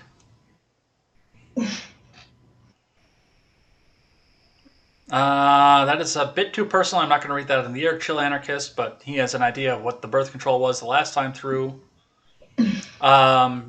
Chill Anarchist says, honestly don't know why GoDaddy is still in business. I mean, what the actual fuck, people? I need to get Walter Block's sequel to Defending the Undefendable. I don't know what that is, but I guess we'll find out. All right, we'll do 2 topics in a row here. Then we're running up on the clock, because we always run up on the clock on this, because the news cycle is so fucking crazy. I want to talk just a bit about the January 6th rally that's coming up in the very near future. I actually because somebody just commented on it, so I can bring it right back to the top on my tweet on this. So let me go back into my notifications here for a second. Where the hell did I put that? I don't know. I had like 13 notifications a little bit ago. So maybe I can't go see this. Maybe it's too far back. Go off on my profile. Anyway, there is at this point a rally that's planned for September 18th in Washington, D.C. This is going to be a Justice for January 6th rally. Yes, this is the tweet right here. Let me get it queued up for you guys. So, at this point, there are going to be supposedly thousands of right-wingers gathered up into the Capitol to go and demand justice for the people who were being held for entering the Capitol on January 6th, many of whom they've been held since January 7th, and they're still awaiting charges. They still don't have any charges brought up against them. They're just being held in solitary confinement without any idea. Yeah, without any idea of when they're going to be charged, what they're going to be charged with, or what's going to happen with all of this. And the first thing I realized is the people out there are complaining about, and somebody else on the internet is trying to convince a bunch of people who, for all intents and purposes, have been labeled as enemies of the state by people on the left, or anybody who was abhorrent against the January 6th riot, to go gather in Washington, D.C., where the National Guard and all the FBI guns are. I smell a trap. Don't go. I smell a lot of Antifa people disguised as right-wingers. I don't think it was Antifa. I don't think it was Antifa. I think it was the FBI. Especially after the Whitmer thing. No, but I can see a lot more coming in, which people are still saying, well, just because somebody said it doesn't mean it was true. Meg Whitmer totally could have been kidnapped or whatever. There's still like just the dissonance. No, it's already been documented. There were 17 people involved in the Whitmer kidnapping plot, and 12 of them were FBI informants. Yeah, and no more news about that. Yeah, that went away in a hurry. My tweet says there is a rally in Washington, D.C. on September 18th for Justice for January 6th. Do not go. This is a trap. You will be arrested because the Justice Department will ping your phone, and there will likely be a honk honk Capitol breach. Do not go. Yeah, don't go. People are trying to discredit me for that. They're trying to say that, no, it's totally going to be right-wingers. Everybody should just go. We don't care what the right-wingers do. I'm like, dude, this is a trap. Yeah. They want people they have deemed as enemies of the state in one place where they can either be arrested or shot. And I said the same thing about the January 6th rally. I'm like, don't go to this. This is stupid. I understand your patriotism. I understand you're pissed. Don't be in D.C. that weekend. You will not like the result. And my friend Steven was there that weekend, and he did not like the result. In fact, he didn't care for it very much at all. Yeah. So I don't think they should go. No. They love that. They love, like, just think of January 6th. Like, that way we don't have to take responsibility for all the fires and torching that went on throughout 2020. Yeah. And the actual insurrections that went on in 2020. Like autonomous zones taking over the government building. Mm-hmm. Well, I know that for that week, all of Metro Police, they've been denied their time off requests. Capitol Police have been denied any time off requests. I mean, they're beefing up for this, which, once again, don't go anywhere close to that area. Stay away from there. Mm-hmm. I wanted to make sure that was in the middle of the show where everyone could see this. All right, let's talk. What else do we have? I know we got just a little bit more here. Let's talk jobs report here, because that was actually kind of entertaining to me throughout the week. So this past Friday, which usually comes out on Thursday, the federal government brought out the jobs report telling us how many jobs were added the week before, or the month before, rather. Now, they do this in 2 phases. Usually the first time they tell us on Wednesday, the first Wednesday of the month, how many jobs were created, how many job creators went out and said, I need to expand this position, I need to go find somebody to file for this, so I will file and say that I am officially looking for somebody. At this point, it was about 630,000 jobs were created by creators over the month of August. Wow, I can't even keep my month straight right now. And then on Thursday, they'll usually tell us how many people actually took jobs throughout the previous month. Mm-hmm. How many jobs were actually filled. That's how they measure how many jobs were created, is how many jobs were filled throughout the month. The report didn't come out until Friday morning, which was the day before a holiday weekend on top of it, where a lot of people were probably traveling as well. Honk honk, I wonder why they waited to do that. They were expecting to have 750,000 jobs added through the month of August. They got 255,000 jobs filled. Wow. And aren't they, like, not really new jobs? They're just jobs that reopened thanks to the reopenings? There's a mix of jobs that are and a lot of them that are being filled right now are the ones that people are going back to work because their jobs are reopening. So it's not really a job creation. It is, as a matter of fact, like you said, it's people going back to work because they either are bored, their job has reopened back up, or they're afraid they're going to lose their unemployment, which is the other side of this that we'll talk about in just a second. But just to have that dismal of a number, and they've had close to 1 million jobs filled for probably about 3 months in a row, rather, at this point. They had a dismal, I believe it was a dismal March, and then they've had still slightly below, but better numbers for April, May, June, and July. Mm-hmm. Yeah, it's been really bad. Greatest president. Yeah, most popular president in history. Yeah, and then this month is just 500,000 jobs shy of what they expected to have for the month. How do you miss by that much? You don't. This has to be calculated at this point. You think? What's the end game, though? That's what I don't understand. Keep people dependent on the government?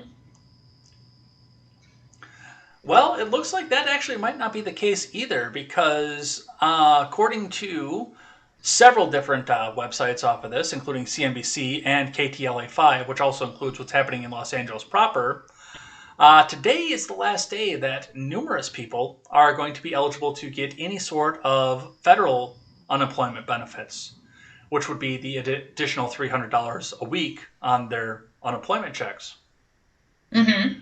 That program has ended, barring any sort of action that could have happened from Congress today, but I'm sure we would have seen that already.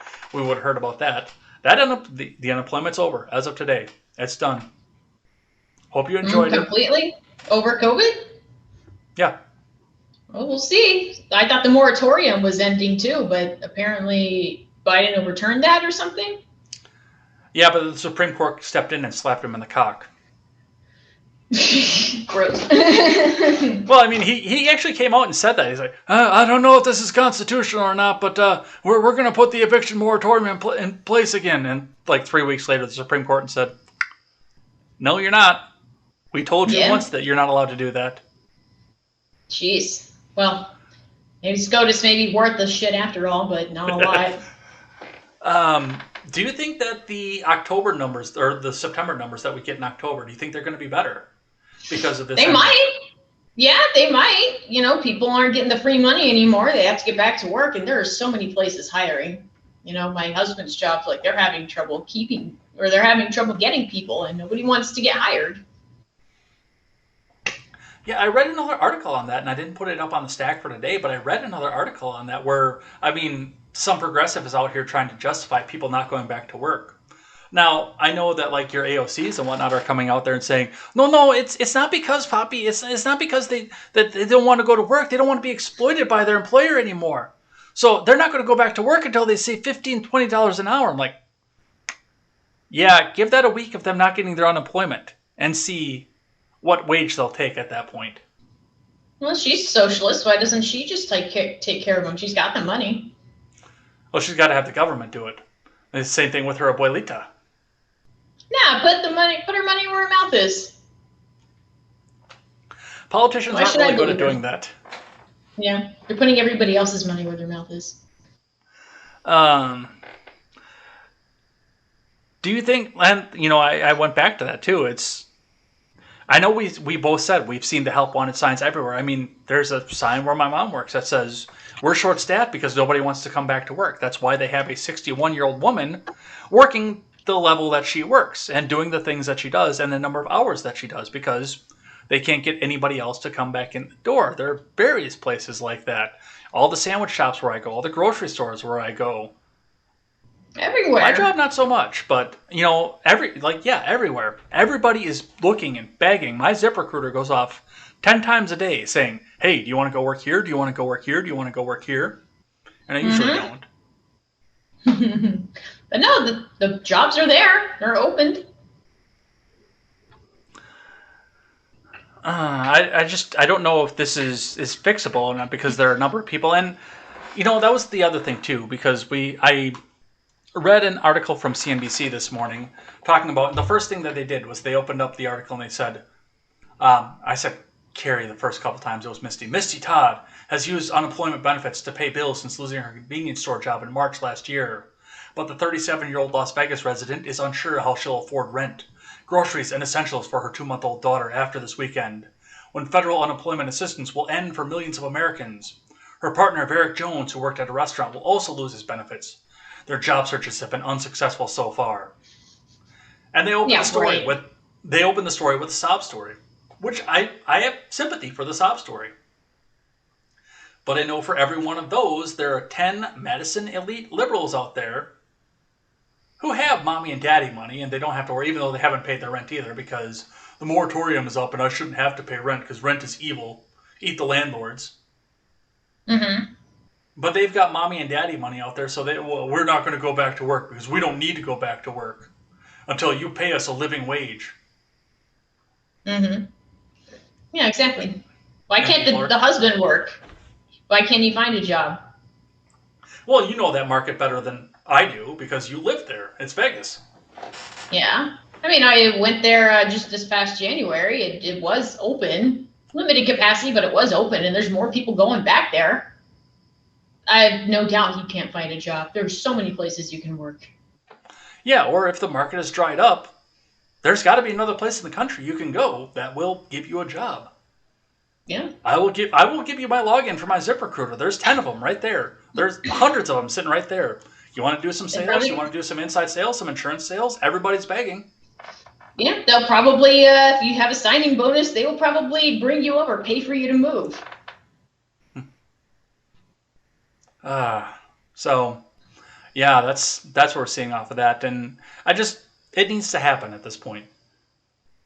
It sucks that it's happening so quickly, though, after having so many people that were dependent on it, because I do think that a lot of these jobs are going to disappear quickly, and it's going to give us into economic turmoil. Now, That's the price of admission for having a Biden administration. I understand that, but I still don't want to see the people who are going to be hit by this suffer.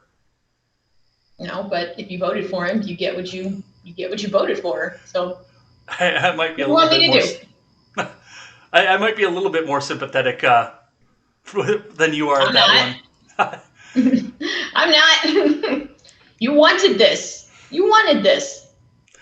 I look up and I say, I want Biden to succeed because it means the American people succeed. I hate him. I hate what he's doing, but I want there to be economic growth because then the little people win.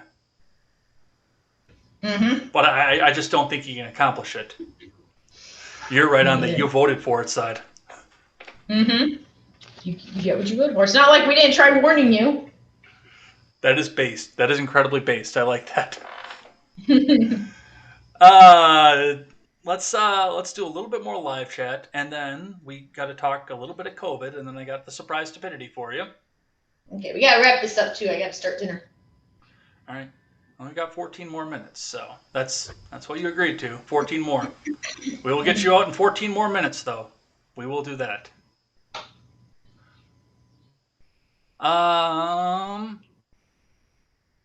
Arvolt says, "Come on, my mega brothers, we need action. Come join us in D.C." Did you hear about the avowed Democrat who was arrested on January 6th dressed in MAGA and Trump gear? I have not heard about that, but I think that sounds like a dangerous conspiracy theory, comrade. The mainstream media will tell us what is true and what is not, comrade. They have not said a word about that. Shawnee MZ is our redebating here. I don't know who Shawnee MZ is, but welcome on in. That's a new name, so thanks for coming and joining us. Arvolt says, no, we are pretty much in agreement here. Chill Anarchist says, debating, nah, shit posting, hell yeah. Well, the shit posts help generate stuff too. All right, let's talk a little bit of COVID here, because I got a couple things that I want to cover about that. And I mean, this is a perennial topic at this point. This is perennial bullshit. And they're going to keep trying to do this. Just a couple that we want to go over. Starting with this one here from CNN. Education Department is investigating 5 states for potential civil rights lawsuit violations, for prohibiting school mask mandates. So the meat and potatoes of this story is that Sally over here has little Timmy, who is immunocompromised, and he can't go to school because little Jimmy, little Eric, and little Johnny won't wear a mask. Mm-hmm. So he's missing out on his educational opportunities, and it's such a horrible thing. His civil rights are being violated for this. Mm-hmm. Yes, that's what the Education Department is suing over. Oh, well, tough titties. Don't send them to school then. Well, yeah, and I mean, that's the side of it, too, is, I mean, if your kid is immunocompromised, keep him home. If you're that worried about the whole thing, or let him out there and let his immune system develop, one of the two. You know what's best for your family and how to do this. And one of the things that came out of the pandemic was an increase in accessibility of remote learning. It's there, and it's an actual option in most schools at this point. Yeah, well, it's just removing the mandate. You can't still wear them. Parents will still say you still need to wear your mask. Yeah. Yeah, I'm homeschooling too. We're not sending our kids to public school. Homeschooling all the way. You don't want to send your kid to a school where they'll learn how to pledge allegiance to the pride flag? Nope. I do not. Well, this is stupid to me on other aspects of it too, because what names have I used already? Sally, Timmy, Jimmy, Eric, Johnny. Little Brian over here. Little Brian has autism, and if he puts the mask on, he will freak the fuck out. Mm-hmm. And he'll go into a panic attack over this. Are his civil rights being violated? Well, yeah.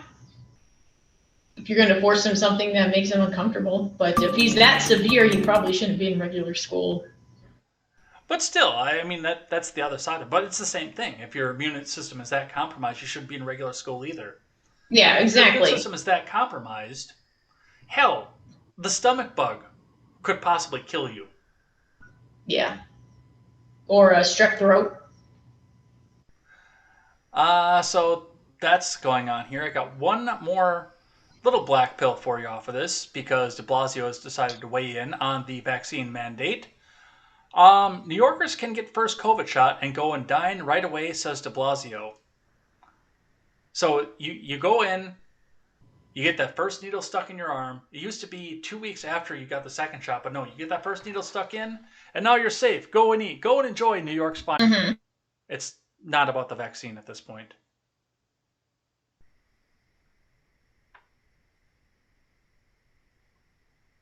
Oh. There we go. We're back. Okay, but you have to show your papers, right? You still have to show your papers, but I mean that's where I was just saying. It's not about the fact that you're fully protected because you've got the double vaccine. It's control at this point. It really is. Yeah. I haven't gotten it yet because my doctor did tell me about it. I asked him about it. He said, okay, this is how it works. This is why it's good things, why you should try it. He didn't like say, you have to. If you don't, you're an awful person. And I'm like, if somebody had explained it like my doctor did, I probably would have been more receptive. It's the fact that you're trying to take away my livelihood and my ability to live life if I don't take it. That does not endear me to your cause. And he said, that's true. The way that they were rolling it out was not effective. And it doesn't even seem to be effective anymore. So it mutated. I want to touch back on the school side of this here. Have you heard the song? No. The song that they're teaching to kids. I will sing it in the tune it's supposed to be. This will be, I think, the third time I've sung on my channel. Our face mask song. Actually, let's put this up for everybody to enjoy. I will always wear my face mask all day long at school. I will always wear my face mask. It shows that I'm so cool. Masks help everyone stay healthy. Teachers, friends, and family. I will always wear my face mask. It helps us stay germ-free. Oh, boy. I'm not sending my kids to school. I kind of figured you would go down that route. You think kids stay germ-free because they have a mask on? Freaking bite me. Let's do some white pills instead here. So this one was shared over on Twitter by Red over on Twitter. Businesses in New York are standing together against vaccine mandates. Please retweet and get this out. His Discord link will be in the comments. Together we stand, divided we fall. So this is happening in New York, where small business owners are realizing that if they alienate roughly 40% of their customers, that's 40% of the income they can't get. And this is what they had to say. And I'll read the captions as well because this is on a TikTok and it's mostly music off of this. New York City decided to mandate vaccines. So I printed a bunch of these signs. The sign says, "We do not discriminate against any customer based on sex, gender, race, creed, age, vaccinated or unvaccinated. All customers who wish to patronize are welcome in our establishment."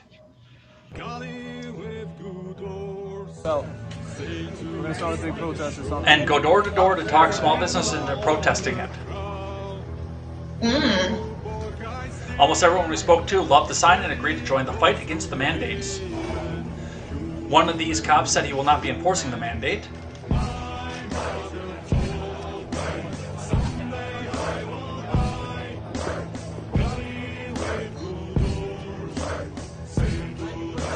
Random guy thanked me for doing what I was doing.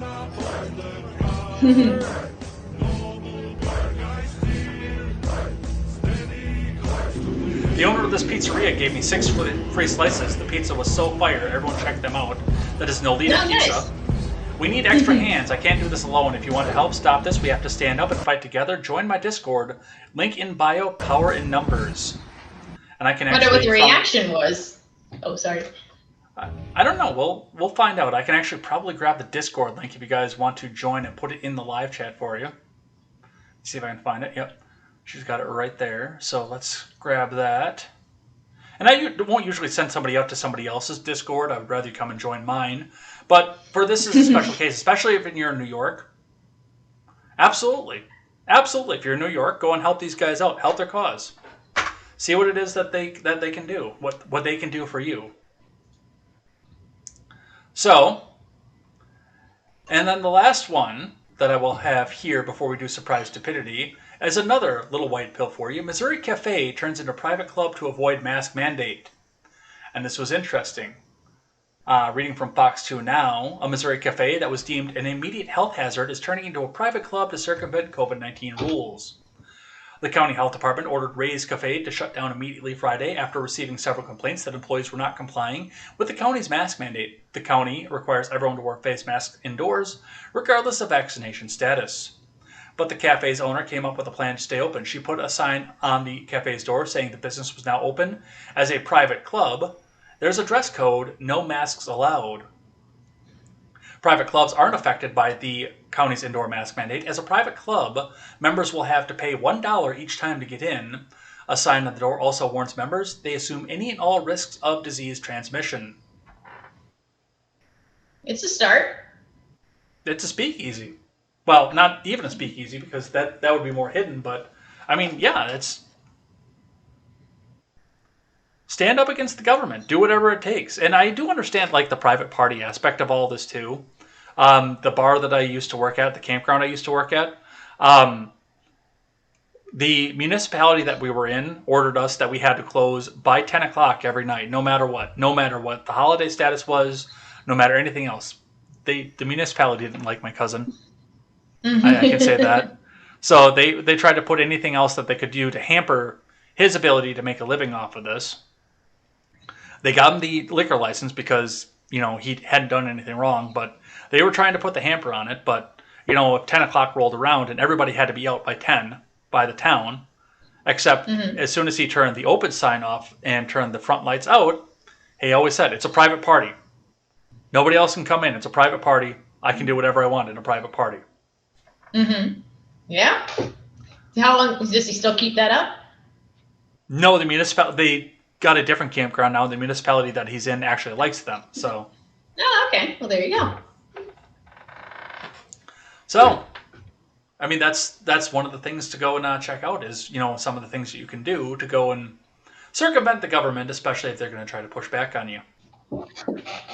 All right. That's what I have for COVID, but I've got one more for you. A little bit of surprise stupidity before we end out the show, something that I hope that you'll enjoy quite a bit, because I enjoyed reading it quite a bit. Oh, I got the show notes up. I didn't want to do that. But this article comes to us from the New York Post.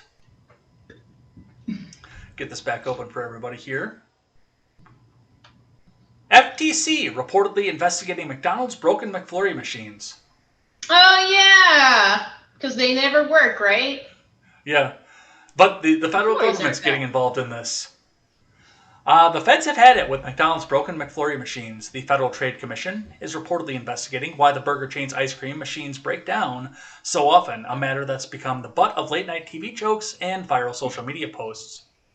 The FTC contacted McDonald's franchise owners this summer seeking information on what the problem is with the chain's ice cream machines, the Wall Street Journal reported, citing a letter from the FTC and sources familiar with the matter. When reached for comment by the Post, representatives for the FTC declined to comment. Well, all right. I guess this was such a big travesty. I haven't had McDonald's in like 8 years, so... Well, I mean, I have heard that the machines always break down, so yeah, maybe they were all made in China or something, and maybe that'll be the big uncover. Well, there's an actual reason why they're breaking down. It's because there's a valve in the heated self-cleaning that breaks and is proprietary. So, I mean, you can't just call Joe's repair shop down the road to come and fix it. The company that makes the machine actually has to be the one to come out, fix it, reprogram it, and get it to go the way that's supposed to go. So there's a level of monopolization that goes out with this. Oh, well then, see, there you go. That makes some sense. Yeah, I mean, there's some sense about this, absolutely, but it's just the headline is so fucking stupid. Yeah. Federal government is investigating why McDonald's ice cream machines are always broken. That means there's a task force for it. All right, you're on the McDonald's McFlurry task force, and they're all a bunch of fat dudes like, okay, let's look into this. Well, I mean, Alrighty. I do understand like the food service aspect. I mean, you have to be specially trained to do food service repair.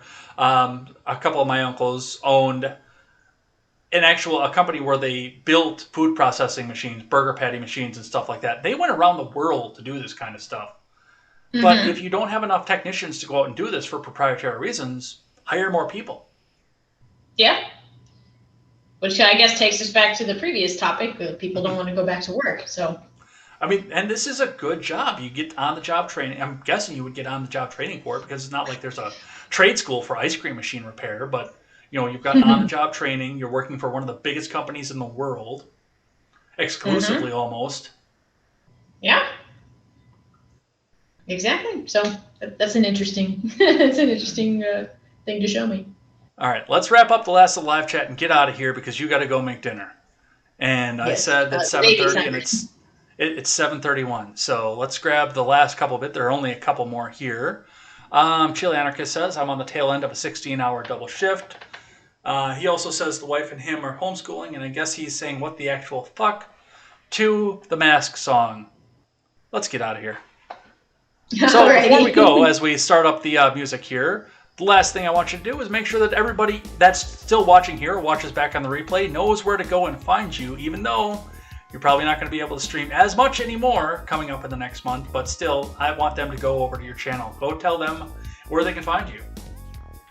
You can find me on Twitch, twitch.tv/Harvey McCloud, all one word, 2 C's in the McCloud. Same thing on YouTube. And, I'm on Instagram for a little bit, the lovely Harvey McCloud. Just go to my Twitch channel. All of my stuff is listed on there. Just catch me when I'm live. Yeah, go and check that. And then you can check the Discord as well. Get the conversation going. If you want to finish the conversation with me, you can find me on Twitter at @AsBlogTwitter with a 1 in place of the I. On all the other platforms at JEdgar101, except for Instagram, which is JEdgar102. Go back and check me out there. Go finish the conversation. Go join my guest co-host. She's awesome. She's been a great friend of the show ever since I met her. So thank you very much for it. It's been almost a year, or over a year at this point. So thank you for being a friend of the show for a year. I will be back here tomorrow for more contemporary. It'll be a great time. That'll be 7 o'clock sharp tomorrow morning. I won't sleep in like I did this morning. So come back and check me out there. Otherwise, be back here next week for more of the Red Ned Show. Next guest to be undetermined, but we'll go find somebody to come in, and hopefully Elaine will come back here at some point in the near future. But as I always say, never take the words of bloggers, podcasters, or journalists as gospel. Find all the facts and draw your own conclusions. Harvey, send everybody out with some last words of wisdom. I just hope that if you don't stand for something, you'll fall for anything. So we need to start taking a stand right now. Now's the time. Take care, everyone.